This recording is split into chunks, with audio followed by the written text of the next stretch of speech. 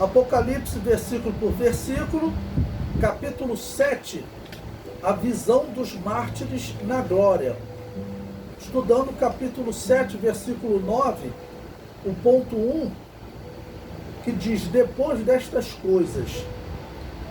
Apocalipse 7, versículo 9 diz: depois destas coisas olhei, e eis aqui uma multidão, a qual ninguém podia contar, de todas as nações e tribos e povos e línguas, que estavam diante do trono e perante o Cordeiro, trajando vestes brancas e com palmas nas suas mãos.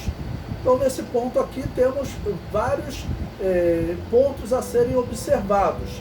Então, primeiramente, o que significa depois destas coisas? O comentário no material didático diz: a expressão depois destas coisas indica uma mudança na sequência da revelação. Ou seja, João estava tendo uma revelação dos selos, quinto selo, sexto selo, e dentro desses selos, dentro principalmente do sexto selo, ele está tendo uma revelação agora de uma multidão. Essa visão parece ocorrer em paralelo aos selos 2 a 6, logo na primeira metade da grande tribulação, e provavelmente próximo do término dos 3 anos e meio iniciais. Vamos lembrar que a grande tribulação, ela se divide em 2 períodos de 3 anos e meio. Nesses 6 primeiros selos, eu coloquei aí a possibilidade de o primeiro selo ser o Evangelho, ele ter sido aberto no momento da morte de Jesus na cruz ou no momento do Pentecostes. Ali foi aberto o primeiro selo, ou seja, a primeira arma que Cristo tem para tomar a terra das mãos de Satanás. A partir do segundo selo, parece ocorrer dentro da grande tribulação.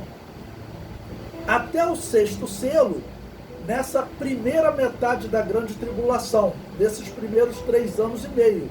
Lembrando que a grande tribulação, acreditamos durar 7 anos, esse número 7 anos deriva das 70 semanas de Daniel. A última semana que resta, como são semanas de anos, então são 7 anos. Claramente o anjo disse para Daniel, está lá no capítulo 9, leia do versículo 24 ao 27, que na metade da semana o anticristo iria romper a sua aliança. Por isso, existe essa chave na escatologia. A grande tribulação, ela se divide em 2 períodos de 3 anos e meio. Prosseguindo, o texto trata de pessoas de todas as nações, e tribos, e povos, e línguas, representando uma perseguição mundial contra aqueles que planejam manter a fé no Deus da Bíblia e em Jesus Cristo. Planejam manter essa fé quando? Durante a grande tribulação. Aqui veremos que está se tratando de pessoas que não participaram do arrebatamento da igreja, ficaram na terra durante a grande tribulação, tentaram manter a sua fé, ou reavivar a sua fé, já que estavam desviados, e agora eles foram mortos pelo anticristo. O comentário prossegue.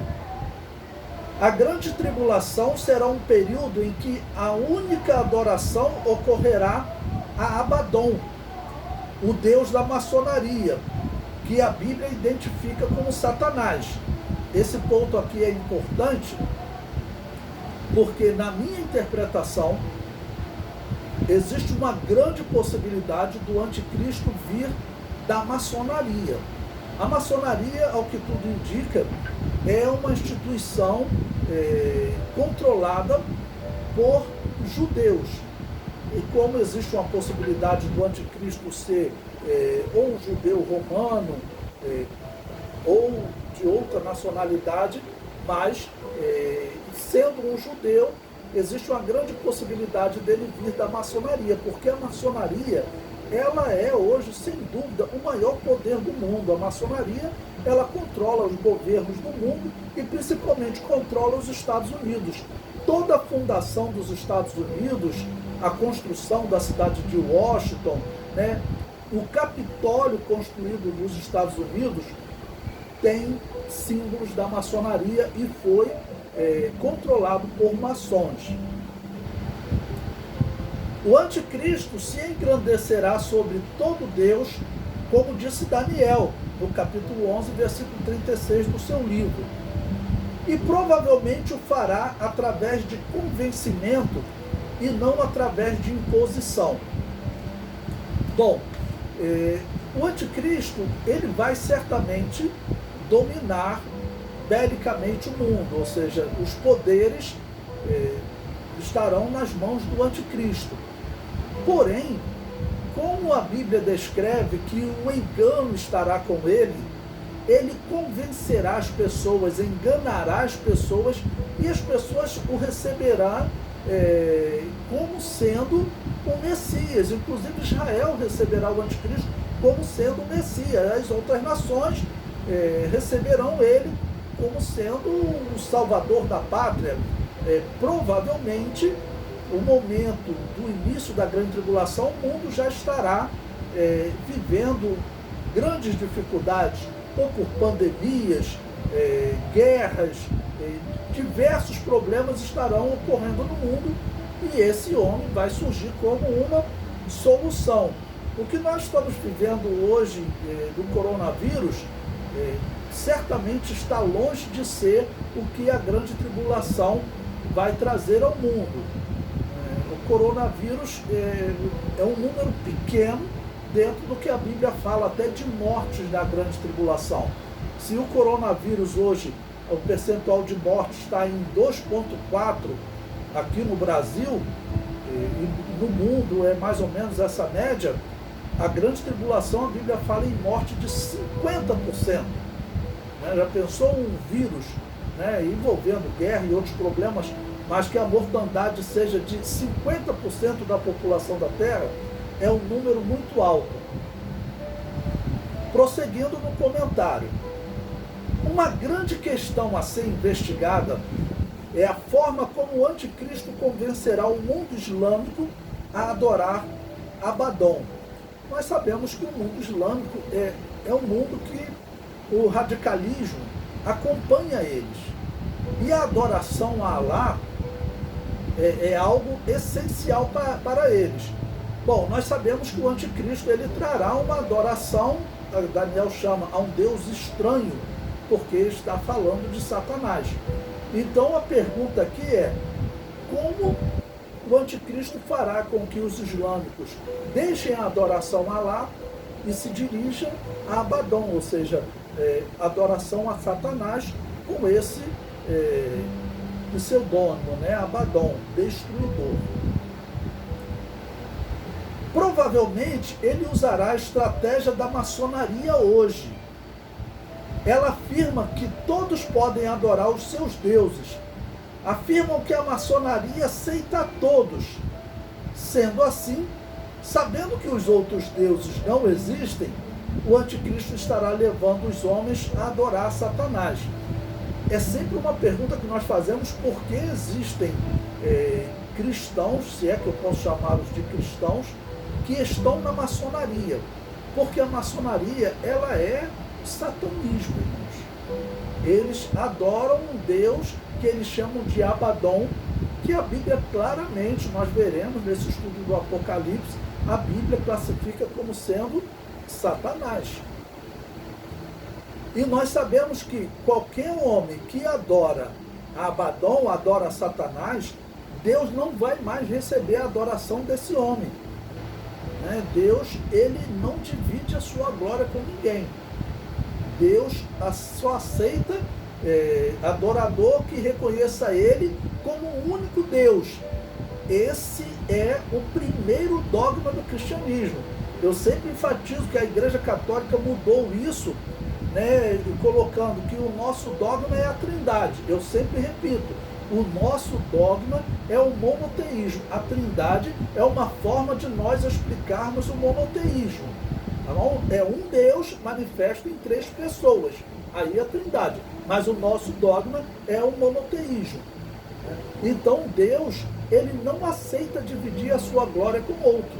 Adorá-lo e adorar a outro Deus. Não, ele não aceita. Então, se alguém adora Abaddon, automaticamente não estará adorando mais a Deus. Isso é bom que seja falado a todos os cristãos que recebem propostas, né, e que de alguma maneira acabam sendo encaminhados para esse engano. Prosseguindo, também devemos responder a outra pergunta: como o anticristo convencerá os islâmicos a abrir mão de Jerusalém? Essa é uma pergunta interessante nesses últimos dias, né? Por quê? Porque hoje os islâmicos, eles consideram Jerusalém como cidade santa. Existe uma lenda que Maomé, ele ascendeu aos céus de Jerusalém.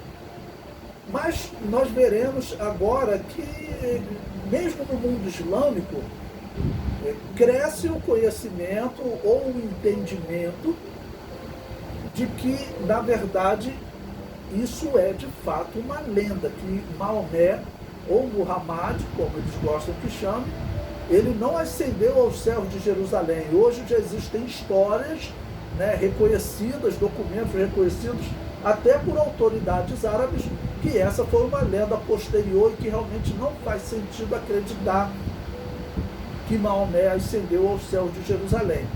Essa mudança é importantíssima para a profecia. É algo que os cristãos têm que acompanhar. Por quê? Porque com essa mudança de visão das autoridades árabes, em especial historiadores que reconhecem isso, fará com que eles não lutem por Jerusalém como eles vinham lutando há algum tempo atrás. O comentário prossegue. O especialista em história do Oriente Médio, Dr. Kedar, informou: Jerusalém não é mencionada no Alcorão e não há base para acreditar que Jerusalém tem algum significado para Maomé.